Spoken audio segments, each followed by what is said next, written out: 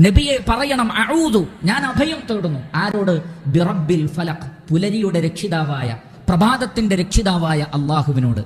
അന്ധകാരങ്ങളെ നീക്കി പ്രകാശത്തെ കൊണ്ടുവരുന്ന അള്ളാഹുവിന് സകല അന്ധകാരങ്ങളിൽ നിന്നും സൃഷ്ടികളെ വെളിച്ചത്തിലേക്ക് കൊണ്ടുവരാൻ സാധിക്കും. എല്ലാ പ്രയാസങ്ങളിൽ നിന്നും അവരെ ആശ്വാസത്തിലേക്ക് കൊണ്ടുവരാൻ സാധിക്കും. അതുകൊണ്ട് പ്രഭാതത്തിന്റെ രക്ഷിതാവിനോട് രക്ഷ തേടുന്നു എന്ന് പറയുമ്പോൾ അതിൽ വളരെ വലിയൊരു അർത്ഥമുണ്ട്.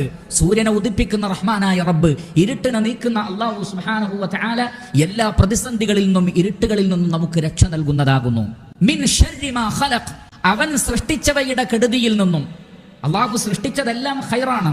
അല്ലദീ അഹ്സന കുല്ല ശൈഇൻ ഖലഖ, അള്ളാഹു സൃഷ്ടിച്ചതിനെ എല്ലാം അള്ളാഹു നന്നാക്കിയിട്ടുണ്ട്. എന്നാൽ അതിൽ ചിലത് മനുഷ്യർക്കും അതേപോലെയുള്ള ചില ജീവികൾക്കും ഷർറായി തീരും.